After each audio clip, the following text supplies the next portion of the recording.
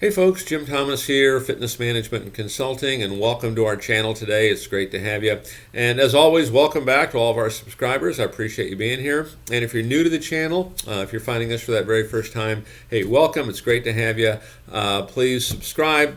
Please hit that like button, consider becoming a member, and then to learn more about me, learn more about my company and how we can help take your business to that next level and how we can help you even save more money, check out those links below. So with that said, let's get into our topic today, and it's 4 alarming signs of a broken gym sales process. 4 alarming signs of a broken gym sales process. And so when we go through these, look at this for you. Hey, is this happening to me? And be objective. Okay, let's don't stick our head in the sand here. Let's be objective on this. Is any of this happening to me right now? Because if you're not hitting your numbers, there's a good chance that some of this is happening to you. So 4 alarming signs of a broken gym sales process. Number 1 is too few warm leads. Too few warm leads. When you think about all the leads that we're following up on every day, either you as an individual salesperson or you as a sales manager in your team or your company or whatever role you may have, all these leads we're following up on, we should have them. Here's brand new leads that we're just now contacting. Here's folks over here that are kind of halfway through the process. We've been nurturing them, helping to maintain interest and maintain desire. And here's folks over here that they're kind of getting into the buying process. Okay, they're seeing now how we can solve their problems. There's a high level of trust. They believe in what we do, and they're ready to do something. Okay, maybe we have a special. We're going to schedule an appointment for them. So this whole buying cycle, it's a process, right? And when we have too few warm leads, we have all these leads, but nobody's interested. Okay, and so too few people that are ready to buy, that's a problem. Okay, and it does indicate, a broken sales process. Now, I want to give you an example here. Okay, when I talk about too few warm leads, sometimes we think we have too few warm leads. Sometimes not necessarily true. Because the thing we want to remember here, let's make us accountable. So I'm going to give you an example of a club I got involved with a while back. And this is a big facility, 60, 70, 80,000 square feet, big, really nice, all the things you'd want, indoor pool, outdoor pool, tennis courts, outdoor track, all the indoor things. They charge a premium rate for it, fine. And they needed to do about 150 sales a month. And I think the best they'd ever done was 75. Okay. And so I got engaged with them. And to make a long story short, first month, we did 212 sales. Now, I'm condensing this story here, okay, instead of giving you the whole thing. This video would be way too long if I did the whole thing. So first month, we did 212. We did a lot of things, okay, but here's the big thing that we did. I remember sitting down with all the staff and talking about, hey, well, how many leads do we have? Because if we have a lot of leads, that's a good thing, right? If we have a lot of leads, but we're not getting them in, we're not calling them often enough. And so one of the things that we did is that we had a daily sales bonus. If you made 3 sales in a day or 5 sales in a day, there's extra bonus for the salesperson. So we incentivized that, okay? We also had a weekly closeout, whereas we had a weekly opportunity. You could join at a special rate. And so we gave incentives to call people back. We gave incentives to ask them to buy. Because a lot of these folks were using like a 2, 3, 4, 5, 6, 7 visit pass, okay? And it worked very well. What appeared to be, too few warm leads really had to do with a broken sales process. So maybe we don't have them, maybe that is it, or maybe we're not handling them right. So really kind of take a look at that. Number 2, dismal connection rates. Dismal connection rates. And generally speaking, here's what I would expect. If we're making 100 dials to the phone, I'm probably going to get a hold of 20 people. If I'm doing a really good job, I might get a hold of 30. It's about the number, okay? And I know when I talk to a lot of folks, I make call after call, I don't get a hold of anybody, okay? And that's a problem, dismal connection rates. We can't make an impact if we're not getting a hold of folks. And so the first things first here, if everybody thinks you're trying to sell them something, no one's going to answer the phone. Okay, that's first thing, okay?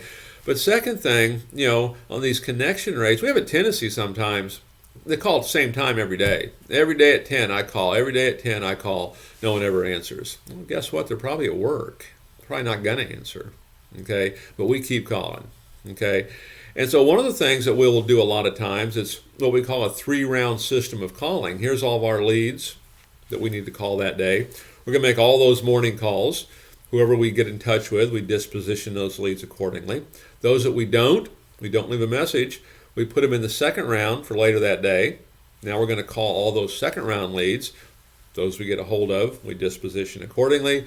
Those that we don't leave a message. And then the third round later that day, and hopefully by doing 3 different times, we're actually getting a hold of folks. Because what happens on this dismal connection rate, sometimes we try to sell too quick, and that's why people don't want to talk to us. But B, we get something that's called call reluctance. Okay? In other words, we'll make the call, but we make it when we know they're not going to be there because we really don't want to talk to them. Okay?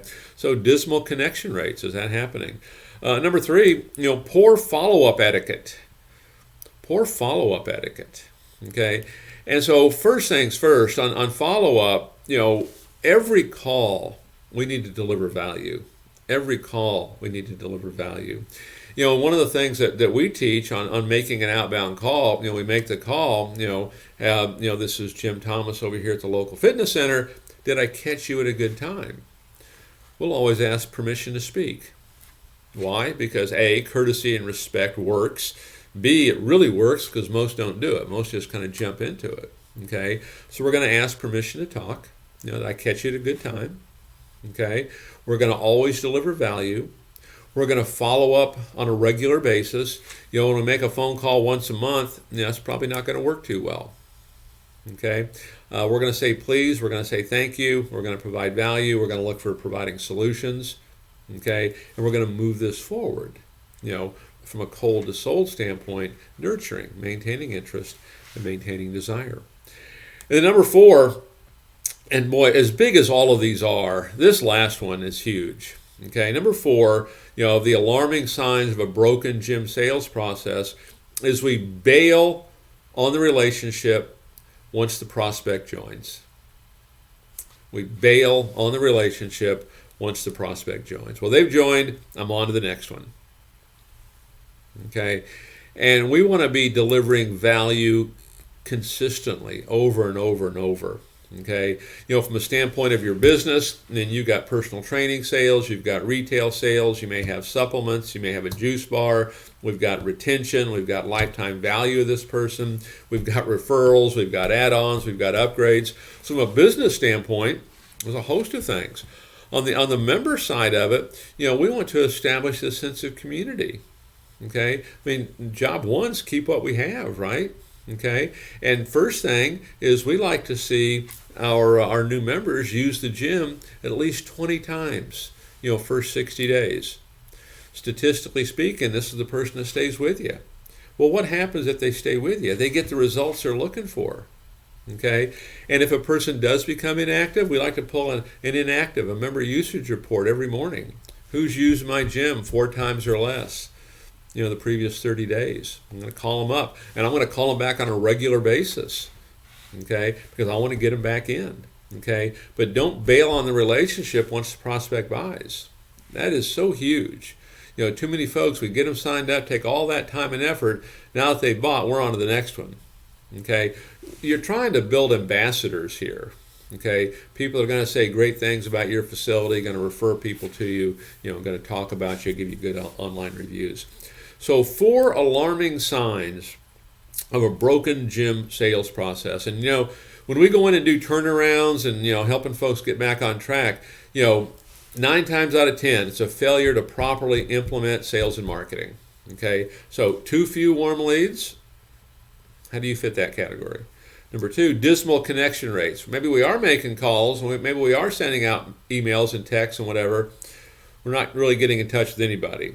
Number 3, poor follow-up etiquette. How are we doing on that? Number 4, bailing on the relationship after the prospect buys. Grade yourself on it. Okay. If you need some help, we are offering a 45-minute free consultation, you can click that link below. Happy to chat with you about how we can help. But also check the links below. Check things like the gym management playbook. If you're struggling with things like this, these are things that can help you, grow your business and improve that sales process.